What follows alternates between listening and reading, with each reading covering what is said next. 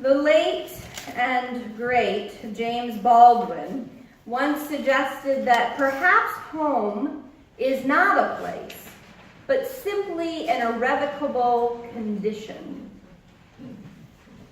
For the last year, my family and I have been searching for a home. And after thousands of online posts, hundreds of follow-up, and several dozen, it feels like, million visits, 2 missed negotiations, we are finally in the last stages to approaching a closing on a home in West Orange. It is great. Coming from a small southern town to northern New Jersey has been a little daunting, as you might imagine. Trying to navigate all of the complexities of school systems and taxes and zoning and municipalities that seem to just meld into one another. Our home search wasn't without some complications. On Wednesday, I found myself staring at a pipe in the back storage room of the basement with our home inspector. Yep, that's an asbestos pipe right there. They tried to wrap it, you see, but you're either going to have it removed or boxed in. You know, asbestos really isn't a problem if it's boxed in. Okay. I nod my head in agreement as if I had any clue or way to verify what the inspector is saying. The truth is, of course, as the process goes, I take his word for it. It gets placed in a report, and the changes are made by the sellers, and hopefully we move in on our timeline. But as I drove back from that inspection, I thought about Manufacturer's Place. When I spoke to Modesto last week, he told me that no one ever had a conversation like that with him about the toxic plume. And he didn't sound angry, which was remarkable to me, but just matter of fact. He said he wanted to come to Beacon this morning in large measure, not to see how much money we could donate for this cause, to get a study complete and to help out with Manufacturer's Place, but more so, he wanted to make sure in all the ways he can that the word gets out so that no one else lives there. No inspector ever brought Modesto to the exterior of the house and pointed to the ground and said, "There are chemicals coming into your home and they're going to make your wife sick."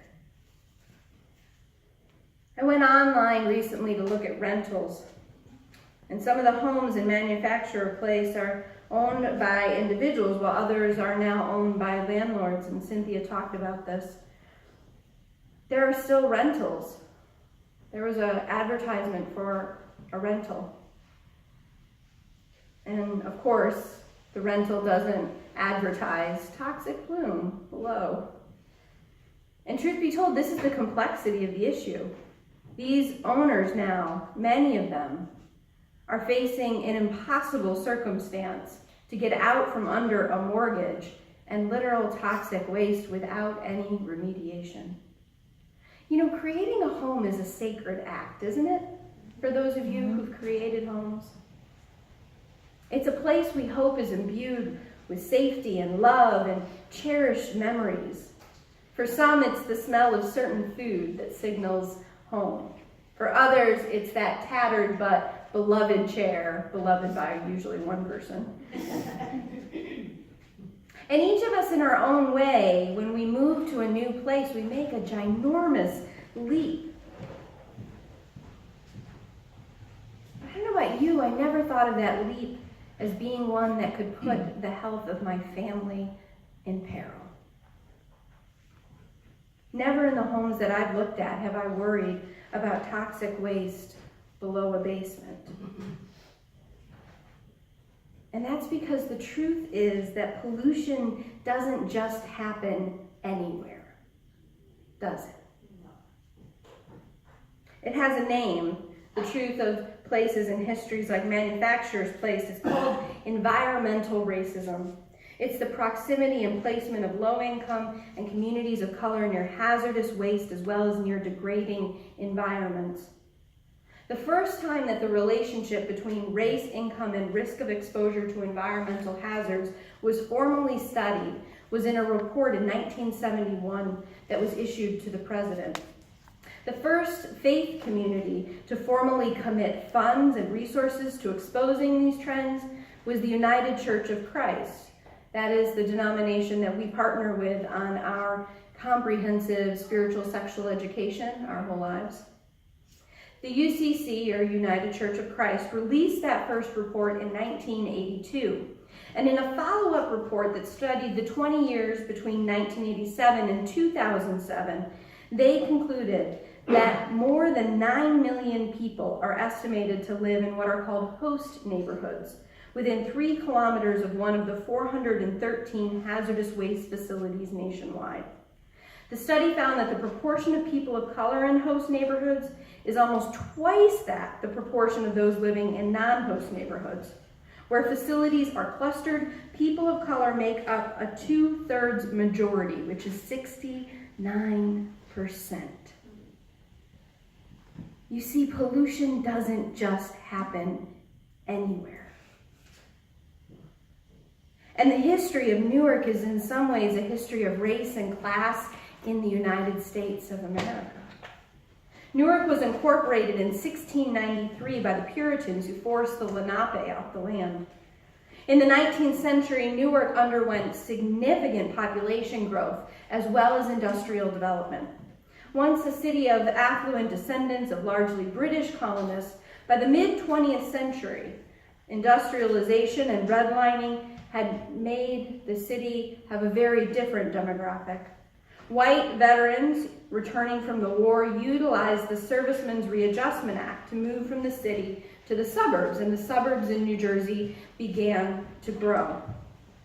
Redlining meant that Black residents in New Jersey could not access the suburbs and thus began to move into the city of Newark. This meant a drop in property value because of housing segregation.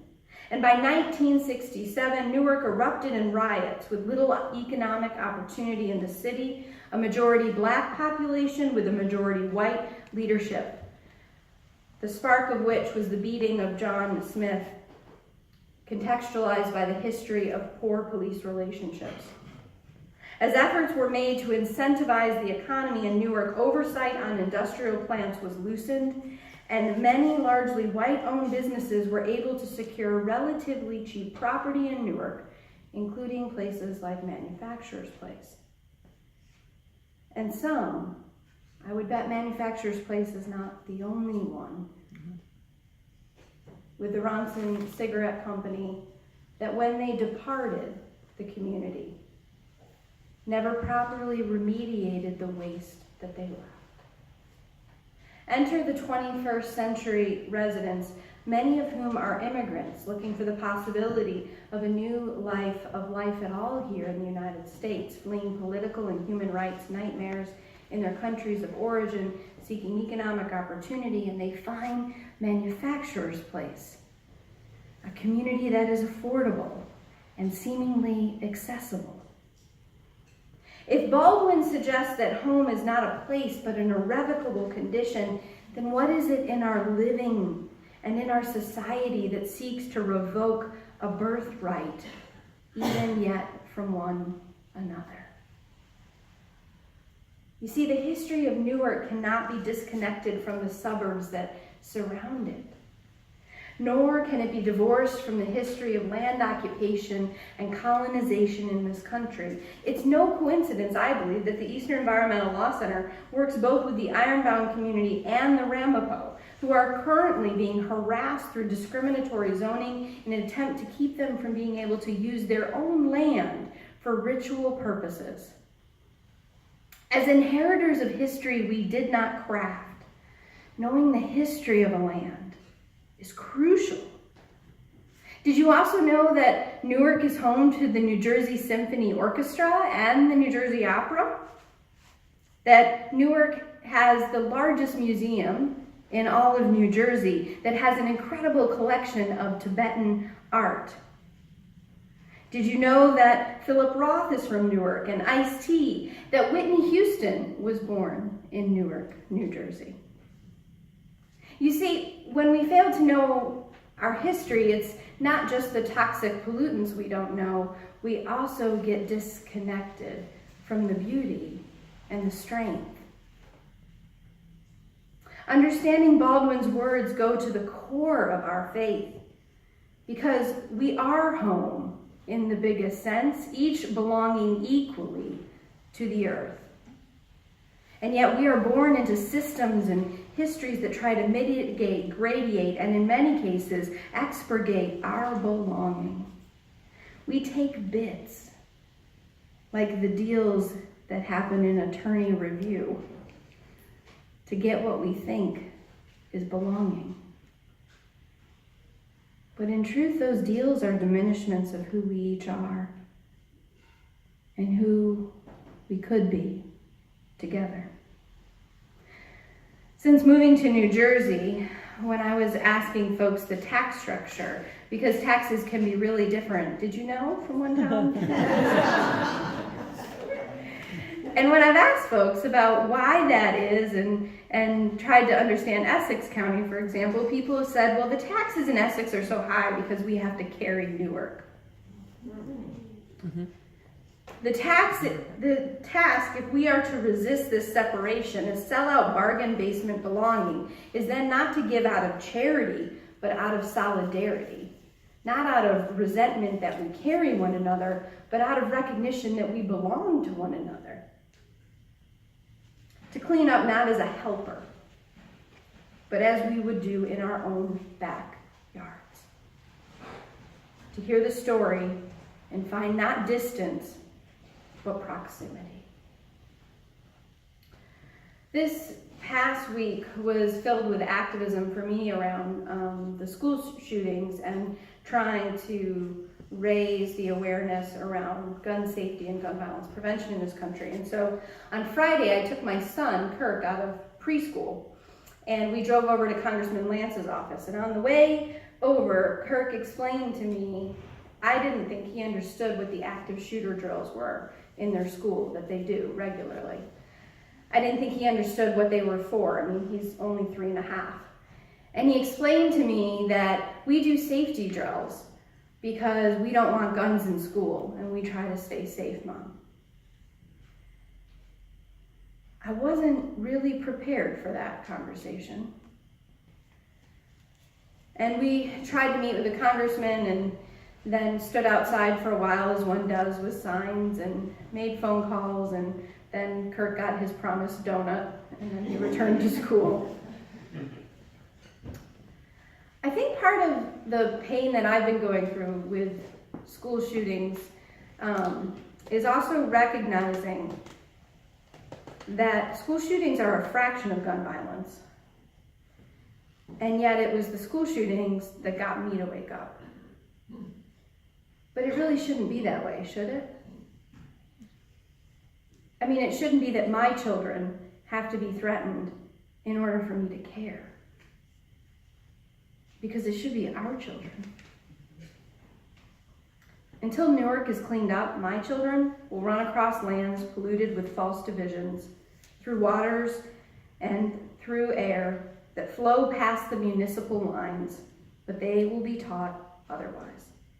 They will be raised with inconsistent histories and stare baffled at each other when the truth is spoken, and some grow irate and others grow tired of telling the truth again and again. I can easily gift them this world. It's kind of on autopilot. Or I can teach them that nothing is ours, actually, and that everything is connected.